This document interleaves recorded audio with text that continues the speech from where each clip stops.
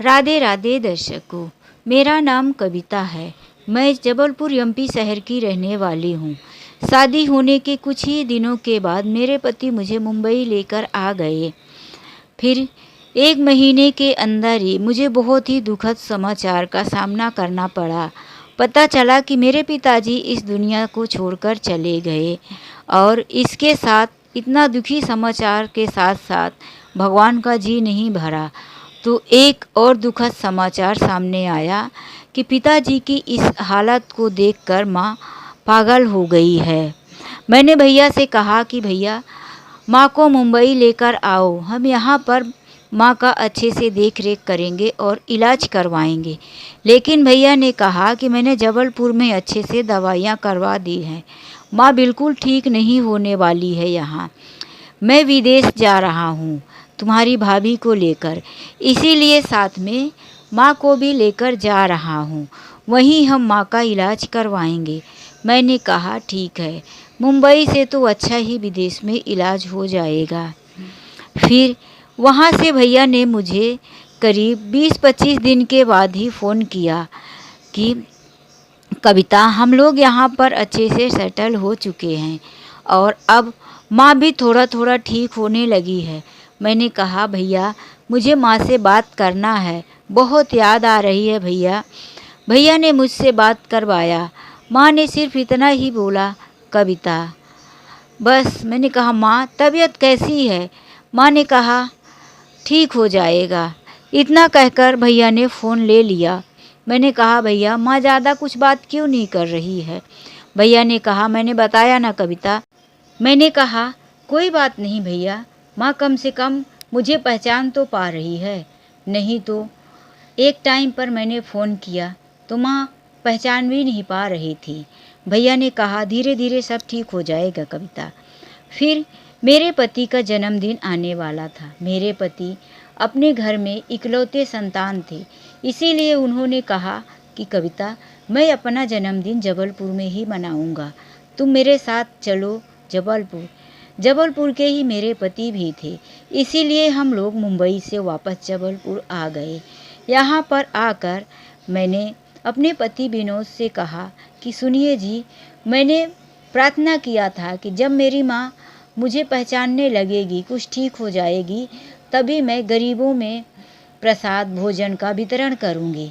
मेरे पति विनोद ने कहा कि प्रसाद भोजन का वितरण ही क्यों, ठंडी चल रही है, क्यों ना हम गरीबों में कुछ कंबल भी बांटें। मैं इतनी बात सुनकर बहुत खुश हो गई। फिर मैंने, मेरी सास और मेरी ननद ने मिलकर ढेर सारा लड्डू और भी बहुत सारी खाने पीने की चीज़ें बनाई। मेरे पति कंबल लेने चले गए। उनके आते ही हम लोगों ने सारा सामान इकट्ठा किया और मंदिर पहुंच गए। वहां पर जैसे ही हम लोग गाड़ी से उतरे तो मंदिर में रहने वाले वृद्ध, गरीब और वहाँ पर भिक्षा मांगकर पेट भरने वाले लोग हमारे हाथों में बड़े बड़े पोटले देखकर दौड़कर आ गए। मैंने कहा सबको मिलेगा, सबको खाना मिलेगा, सबको कंबल मिलेगा, आप लोग एक लाइन से बैठ जाइए। इतना कहना था कि सब लोगों ने लाइन लगाकर बैठ गए। फिर मैं खाने की चीज़ें बांटने लगी और उन्हीं को मेरे पतिदेव एक एक कंबल देने लगे। जैसे ही मैं लाइन के बीच में आई तो मैंने देखा कि एक बूढ़ी औरत अपना हाथ पैर सिकोड़े हुए, जिसके घुटने में बहुत ज़्यादा चोट जैसा लगा हुआ था, ऐसा लग रहा था कि खून काफ़ी बह निकला है। उसके घुटने में पूरा खून लगा हुआ भी था, पैर में नीचे तक। उसने अपनी फटी पुरानी साड़ी को घुटने से ऊपर करके बैठी हुई थी। मैं उसके कटोरे में लड्डू, मिठाइयाँ और भी खाने की चीज़ें डाली। तभी उसने कहा, बेटा मुझे खाने को मत दो, लेकिन मुझे 2 कंबल दे देना, मुझे बहुत ठंडी लगती है, रात को पैर में चोट लगी है, हवा लगने की वजह से और बहुत ज़्यादा दर्द होता है। मैंने कहा हाँ हाँ माँ जी, आपको सब कुछ मिलेगा, खाना भी मिलेगा, कंबल भी मिलेगा। फिर जैसे ही मैं पीछे मुड़ी कि कंबल अपने पति से लेकर इन माता को दे दूं, तो अचानक से मेरी नज़र उस औरत के चेहरे पर पड़ी, जिसे देखते ही मेरे हाथों से लड्डू की थाली छूटकर गिर गई। मैं तो देखती ही रह गई। मेरे हाथे से थाली गिरता हुआ देख मेरे पास विनोद भी आ गए। उन्होंने कहा, कविता क्या हुआ, तुम ठीक तो हो, तुम्हारी तबीयत तो ठीक है? मैंने हड़बड़ाते हुए कहा, विनोद वो माँ माँ, वो देखो माँ माँ। विनोद ने कहा, कहाँ है माँ, क्या हुआ? तब तुम इतना घबराई हुई क्यों हो? मैंने अपनी आवाज़ को ठीक करते हुए कहा, विनोद ये माँ है। विनोद ने कहा, अरे हाँ, दिखती तो तुम्हारी माँ जैसी है, लेकिन ऐसा कैसे हो सकता है कविता, तुम्हारी माँ तो तुम्हारे भैया के साथ विदेश में है ना? मैंने कहा, नहीं विनोद, मेरी आंखें धोखा नहीं खा सकती, ये मेरी माँ है। मैं उनसे पूछने लगी कि माँ आप यहाँ कैसे? आप तो भैया के साथ विदेश गई थी। लेकिन उनको कुछ भी याद नहीं था। उन्होंने कहा, बेटा तुम क्या बात कर रही हो, मुझे कुछ पता नहीं।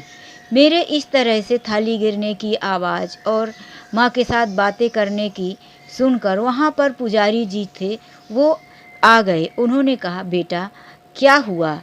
अभी तो तुम प्रसाद बांट रही थी, लेकिन अचानक से क्या हो गया? मैंने कहा, पुजारी जी ये मेरी माँ है, यहाँ कैसे आई? तभी उन्होंने कहा कि 2 महीने हो चला है, इस औरत को कोई यहाँ मंदिर की सीढ़ियों पर बैठाकर चला गया है, लेकिन जब इनका कोई अपना है तो फिर ये यहाँ इस तरह से क्यों है? ये आपकी माँ है, फिर आप लोगों ने इनका ख्याल क्यों नहीं रखा? इन्हें तो पिछली ज़िंदगी के बारे में भी कुछ याद नहीं। मैंने कहा, पंडित जी भैया ने तो कहा था कि माँ को मैं विदेश लेके जा रहा हूँ। कोई बात नहीं, अब इस बात का पता तो हमें ही लगाना पड़ेगा। तभी विनोद ने कहा, कविता तुम यहाँ खड़ी खड़ी बातें ही करती रहोगी, माँ को उठाओ और चलो घर। तभी मैंने माँ का हाथ पकड़ा। विनोद ने भी माँ को उठाने में मेरी मदद की। हम लोग माँ को अपनी गाड़ी में बैठाकर घर लेकर आए। मैंने माँ के घाव को डिटॉल लगाकर साफ़ किया और माँ को नहला धुलाकर एक साफ़ सुथरी साड़ी पहनने को दिया। फिर माँ को मैंने बेड में आराम करने को दिया। मेरे घर पर जो नॉर्मल क्रीम पड़ा था, स्किन क्रीम, मैंने वो माँ के पैरों में लगा दिया। माँ को खाना पीना खिलाकर मैंने फिर उन्हें सोने के लिए बोल दिया। लेकिन मेरे मन में और भी बेचैनी बढ़ रही थी कि आखिर जब मैं माँ से बात करती थी, भैया ने कहा माँ ठीक भी हो चुकी हैं, लेकिन ये तो यहाँ पहचान भी नहीं रही है किसी को। मैंने विनोद से कहा, विनोद सोच सोच के मेरा तो लग रहा है कि दिमाग का नस फट जाएगा, ये सब क्या है? आखिर मैं किसके साथ बात करती थी? विनोद ने कहा, कविता तुम्हें कोई गलत फहमी तो नहीं हो रही है? क्या सच में यह तुम्हारी माँ है? तभी मैंने कहा, विनोद मैंने अपनी माँ को पहचानने में कोई गलती नहीं की, ये मेरी माँ है। विनोद एक बेटी अपनी माँ को कैसे भूल सकती है? और अभी ज़्यादा दिन भी नहीं हुए, सारी घटना 6 महीने के अंदर की ही है, फिर इतने जल्दी मैं अपनी माँ को कैसे भूल सकती हूँ? विनोद ने कहा, अच्छा ठीक है, तुम एक काम करो, वापिस अपने भैया के पास कॉल करो और पूछो कि भैया माँ कहाँ है, माँ से वीडियो कॉलिंग करवाओ। तभी मैंने तुरंत अपने मोबाइल से भैया को कॉल किया और कहा कि भैया माँ से बात करवाओ। जैसा विनोद ने कहा वैसा मैंने भैया को बोला। भैया कहने लगे, अरे वो कविता क्या है ना कि माँ अभी भी खा के आराम कर रही है और वीडियो कॉलिंग करना यहाँ से इतना जल्दी अभी नहीं हो पाएगा, मैं शाम को करवाता हूँ ना। मैंने कहा, भैया आप बात ही करवा दो फिर। तभी भैया ने कहा, रुको इतना कह रही हूँ ना तो थोड़ा सा बात कर लो, वीडियो कॉलिंग के लिए फिर हम लोग बाद में करेंगे। तभी मैंने फिर से बोला, माँ। उधर से आवाज़ आई, हाँ कविता। मैंने कहा, माँ कैसी है तबीयत? उधर से आवाज़ आई, ठीक हो रही हूँ, अब थोड़ा और दिन लगेगा, बस जल्दी ही ठीक हो जाऊँगी। इतना कहकर फिर से भैया ने फ़ोन माँ के हाथों से ले लिया और मैंने कहा, भैया माँ बोल रही है, वीडियो कॉलिंग करवा दो ना प्लीज़। भैया ने कहा, नहीं नहीं कविता जिद मत करो, मैं करवा दूँगा। अच्छा आज शाम तक ज़रूर करवा दूँगा। अच्छा मैं फ़ोन रखता हूँ, मुझे थोड़ा अभी काम से बाहर जाना है। इतना कहकर भैया ने फ़ोन कट किया। तभी मैंने कहा, देखा विनोद, भैया ने वीडियो कॉलिंग नहीं करवाया, लेकिन भैया बात किससे करवा रहे हैं ये मेरे समझ में नहीं आ रहा। फिर मैं माँ को डॉक्टर के पास लेकर गई। डॉक्टर ने कहा, इनकी याददाश्त इतना जल्दी वापस आना मुश्किल है। हाँ, इनका कोई अपना है, पुरानी बातें इन्हें बार बार याद दिलाने से हो सकता है कि इनकी याददाश्त वापस हो जाए। मैंने माँ को उनकी और मेरी शादी की, घर की एल्बम निकालकर तस्वीरें दिखाना शुरू किया, लेकिन माँ अनजान व्यक्ति की तरह तस्वीरें देखी जा रही थी। उन्हें कुछ असर ही नहीं हो रहा था। फिर जैसे ही उन्होंने भैया और भाभी की तस्वीर देखी तो एकदम झुझला सी गई। उन्होंने कहा, ये कौन है? ये तुम्हारी फ़ोटो में क्या कर रहे हैं? इतना कहकर माँ को एकदम पता नहीं, माँ ने रिएक्शन ही चेंज कर दिया। ऐसा लग रहा था कि माँ अपने दिमाग में जोर दे रही है। मैंने एल्बम को बंद किया और कहा, माँ आप ठीक तो हैं? फिर मैंने माँ को दवाइयाँ दिया और माँ को बोला, आप माँ सो जाइए। फिर मैं दूसरे दिन माँ को गार्डन में लेकर गई कि वहाँ खुली हवा में बैठकर माँ के साथ बात करूँगी। वहाँ भी मैंने वही किया, एल्बम दिखाने की कोशिश की, लेकिन माँ को ज़रा सा भी कुछ याद नहीं आ रहा था। फिर मैंने सोचा कि इसी जबलपुर में तो माँ का भी घर है, जिस घर में हम लोग रहते थे, जिस जगह मतलब वहाँ पर हमारे घर की सारी चीज़ें हैं, यादें हैं। हो सकता है मैं माँ को घर ले जाऊँ तो माँ की याद वापस आ जाए। यही सोचकर मैं माँ के साथ घर पहुँची।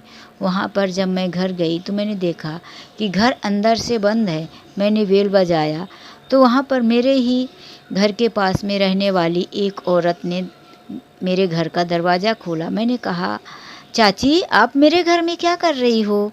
तभी उसने कहा, अरे कविता, तुझे नहीं पता क्या? ये घर तो मैंने ख़रीद लिया है तेरे भाई से। मैंने कहा, ख़रीद लिया? और मुझे पता भी नहीं चला, कब और कैसे? उसने कहा, अरे अंदर तो आ, फिर सारी बातें बताती हूँ। वो अंदर हॉल में ले जाकर बताने लगी कि तेरी शादी के बाद तेरे घर में बहुत झगड़े हुआ करते थे। तेरे पापा, तेरे भैया और तेरी भाभी को लेकर बहुत ज़ोर ज़ोर से आवाज़ें आया करती थी। फिर एक दिन अचानक से खबर आई कि तेरे पापा की मौत हो चुकी है।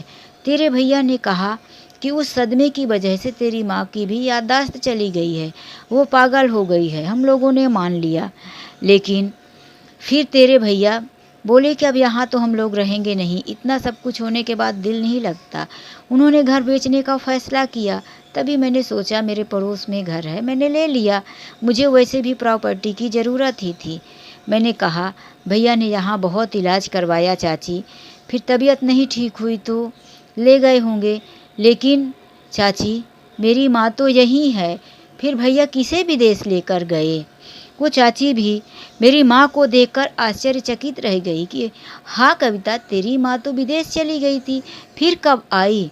मैंने कहा, चाची समझ में कुछ नहीं आ रहा। भैया वहाँ विदेश में भी मुझसे माँ से बात करवा रहे, यहाँ पर माँ मेरे साथ भी है, पहचान भी नहीं रही है। ये क्या मसला है चाची, कुछ समझ में नहीं आ रहा। और माँ घर के अंदर कुछ अपनी यादें देखती तब तो कुछ याद आता, वहाँ पर तो चाची ने सब कुछ बदल दिया था। फिर उन्होंने बताया कि मैं इतना तो बता सकती हूँ कविता कि तेरे घर में बहुत झगड़ा हुआ करता था। तेरी माँ और तेरे पिताजी के साथ बहुत अत्याचार होता था। तेरे पिताजी के ख़त्म हो जाने के बाद, इस दुनिया को छोड़ के जाने के बाद, तेरी भाभी उन्हें कई दिनों तक भूखा रखती थी। उन्हें घर के बाहर बैठा दिया करती थी। बोलती थी, पागल औरत है, बच्चों को परेशान करती है, इसीलिए डर लगता है ऐसी औरत से। लेकिन फिर मैं अपने घर लेकर जाती, तेरी माँ कुछ नहीं करती थी, शांति से बैठी रहती थी। लेकिन तेरी भाभी ना जाने क्या क्या आरोप लगाती थी। चाची की बातें सुनकर मेरी आंखों से आंसू गिरने लगे कि मेरी माँ ने कितना तकलीफ़ सहा है। मैं वहाँ से भी घर आ गई। मैंने विनोद से कहा, विनोद कुछ पता नहीं चला, अब हमें क्या करना चाहिए? विनोद ने कहा, कविता एक ही आइडिया है। जहाँ तक मैं तुम्हारे भाई को जानता हूँ, तुम्हारा भाई पैसे का बहुत ही ज़्यादा लालची है। उसे इंडिया बुलाने का एक तरकीब है। तुम उसे फ़ोन करके बोलो कि पापा जी एक बीमा करवा कर गए थे, जिसकी 1.5 करोड़ की पॉलिसी मैच्योर हुई है। उसमें मेरे घर का एड्रेस दिया हुआ है। उसमें नॉमिनी में भैया का भी नाम है और माँ का भी, लेकिन माँ के ज़िंदा होते हुए भैया को इतना जल्दी मिलना मुश्किल है। इसीलिए माँ को लेकर जल्दी से जल्दी इंडिया आ जाए। मैंने ठीक वैसा ही किया जैसा विनोद ने कहा। मैंने जल्दी से कॉल किया और ये सारी बात भैया को बताई। भैया ने कहा, कविता, तुमको तो पता है कि माँ को मैं अभी अभी लेकर आया हूँ, तो फिर इतना जल्दी माँ को इंडिया वापस लेकर आना मुमकिन नहीं है। तुम पूछो, अगर मेरे आने से काम हो जाए तो मैं आ सकता हूँ। मैंने कहा, ठीक है भैया, मैं एक बार वकील से बात करती हूँ। इतना कहकर मैंने फ़ोन कट कर दिया। फिर मैंने विनोद से कहा कि विनोद, भैया आने के लिए रेडी हैं, अब क्या करें। फिर मैंने दूसरे दिन कॉल किया और भैया को कहा, भैया मैंने वकील से सलाह ले लिया है, वकील का कहना है कि तुम्हारे भैया आ जाएंगे तो भी पैसे मिल जाएगा, इसीलिए तुम आ जाओ, और हाँ, भाभी को भी लेकर आ जाना। इसके बाद पता नहीं कब मौका मिले आने का कि नहीं। भैया ने कहा, ठीक है, हम दोनों ही आ रहे हैं। दूसरे ही दिन शाम को भैया और भाभी घर पर आ गए। आते ही जैसे ही मैंने उन लोगों के सामने चाय नाश्ता रखा तो भैया बोलने लगे, अरे कविता, ये सारी चीज़ें बाद में करना, पहले चलो वो पेपर कहाँ है जो तुम्हारे पास आया है, चलो पैसे निकालते हैं, क्योंकि हमें जाना भी है। तुमको पता है ना कि मैं माँ को वहाँ अकेला छोड़कर आया हूँ। वैसे भी नौकर चाकर के भरोसे माँ को छोड़ना मुझे ठीक नहीं लग रहा था। मैंने कहा, भैया माँ का कितना ध्यान रखते हो, तुम्हारे जैसे भाई हो तो माता पिता का कल्याण ही होता है। भैया ने कहा, अरे कविता, तुम इन सब बातों को छोड़, जल्दी से वो बीमा वाला पेपर लाओ। मैंने कहा, पैसे भी मिल जाएंगे भैया, इतनी जल्दी क्या है, पहले थोड़ा सा माँ से बात करवा दो। भैया ने कहा, बात हो जाएगी, मैंने अभी अभी मेट से बात किया है, माँ दवाइयाँ लेकर सो रही है। तभी मैंने कहा, भैया और कितना गिरोगे, कितना झूठ बोलोगे, माँ से बात तुम करवाओगे नहीं, मैं करवा देती हूँ। भैया ने कहा, क्या बोल रही हो कविता, कैसी बातें कर रही हो, तुम कहाँ से माँ से बात करवा दोगी। मैंने कहा, हाँ हाँ भैया, मैं ही करवाऊँगी माँ से बात। तभी मैंने कहा, भैया तुम्हारा सारा सच सामने आ चुका है, तुम माँ को अपने साथ विदेश लेकर ही नहीं गए थे। माँ ने ये सारी बात हम लोगों को बता दिया है। भैया घबरा कर बोले, अरे माँ तुमको कैसे बता दिया, माँ की तो याददाश्त चली गई थी, फिर वो तुमको कैसे बता सकती है। मैंने कहा, भैया तुम सारी बात बताओगे कि मैं पुलिस को बुलाऊं। तभी भैया ने कहा, कविता ये भाई बहन के बीच में पुलिस कहाँ से आ गई, ये हमारे घर की बात है। भैया बात करते करते हड़बड़ा रहे थे। मैंने कहा, भैया घर की बात होती तो आप घर में रखते, आप माँ को किसी मंदिर की सीढ़ियों पर छोड़कर नहीं चले जाते। भैया हड़बड़ाते हुए कहा, तो तुम्हें माँ मिल गई क्या। मैंने कहा, हाँ माँ मिल भी गई है और मैंने माँ का इलाज भी करवाया, माँ ठीक भी हो गई है। अब तुम सच सच बताओ। भैया ने कहा, कविता वो क्या है ना कि विदेश में देखो माँ को इस बीमारी में लेके जाना ठीक नहीं था, इसीलिए मैं माँ को यहाँ छोड़कर चला गया था। फिर मैं सोचा कि कुछ दिनों के बाद मैं वापस आऊँगा और माँ को यहाँ से लेकर चला जाऊँगा, लेकिन मैं आने ही वाला था कविता। मैंने कहा, भैया आप कितना झूठ बोलोगे, झूठ पर झूठ बोले जा रहे हो। मैं इतनी बातें बोल ही रही थी कि तभी मेरे पति देव माँ को लेकर आ गए सामने। मेरी माँ भैया को देखकर बिल्कुल घबराई हुई थी। जैसे ही उसकी नज़र भाभी पर पड़ी, उसने बिल्कुल अचानक से बोल दिया, इसे मत छोड़ना बेटी, इसे मत छोड़ना, इसी ने तुम्हारे पिताजी को खाने में जहर दे दिया था। पिताजी के अंतिम संस्कार के बाद ये घर पे बता रही थी अपने पति से कि अच्छा हुआ, बुढ़ी को तो मैंने जहर दे के मार दिया, अब बहुत ही जल्दी इस बुढ़िया की भी बारी है, इससे दस्तखत जल्दी से पेपर में ले लो, फिर इसे भी मैं जहर दे के मार दूँगी। इतनी ही बातें सुनकर मैं चक्कर खाकर गिर गई थी और मैं बेहोश हो गई। उसके बाद जब से मुझे होश आया तो मुझे कुछ याद नहीं कि मेरे साथ क्या हुआ, कैसे था बेटी, इसी ने सब कुछ किया है। मैंने तो अभी तक यही सोचा था कि पिताजी खुद से मरे हैं, माँ को सदमा लगा है, लेकिन ये सारा दृश्य सामने आकर मैं तो और घबरा गई कि भैया ने कितना बड़ा गुनाह किया है। तभी मैंने कहा, विनोद अब तो पुलिस को बुलाना ही पड़ेगा। विनोद ने कहा, मैंने पुलिस को बुला दिया है। भाभी पुलिस का नाम सुनते ही दरवाजे की तरफ भागी तभी उसने देखा कि सामने पुलिस खड़ी है, 3 जेंट्स एक लेडीज। लेडीज ने भाभी को पकड़ लिया। जेंट्स पुलिस अंदर आकर भैया को भी गिरफ्तार कर लिए। भैया और भाभी को पुलिस पकड़कर ले गई। अब रही सबूत की बारी। तो जब मुझे पता चला कि भैया भाभी आ चुके हैं और उनसे मैं बातें करने वाली हूँ, उसी टाइम पर मैंने अपने मोबाइल को रिकॉर्डिंग में करके रख दिया था कि मैं भैया से सारा सच उगलवाऊंगी और फिर पुलिस को दूंगी। लेकिन मुझे नहीं पता था कि इतना बड़ा सच सामने आएगा। मैं तो सिर्फ यही सच जानना चाहती थी कि माँ को वो विदेश लेकर क्यों नहीं गए। लेकिन एक सबसे बड़ा सच सामने आया कि वो लोग पिताजी का खून करके विदेश गए थे। तो दोस्तों, ये कहानी आप लोगों को कैसी लगी? अपने अनमोल विचार कमेंट करके ज़रूर बताना। देखिए, कहानी अगर थोड़ी सी भी अच्छी लगी हो तो वीडियो को लाइक, शेयर और सब्सक्राइब करना ना भूलें। चलिए मिलते हैं एक ऐसी ही नई कहानी के साथ। जब तक के लिए राधे राधे, जय श्री कृष्णा। अपना, अपने परिवार का और अपने माता पिता का ध्यान रखना। राधे राधे, जय श्री कृष्णा।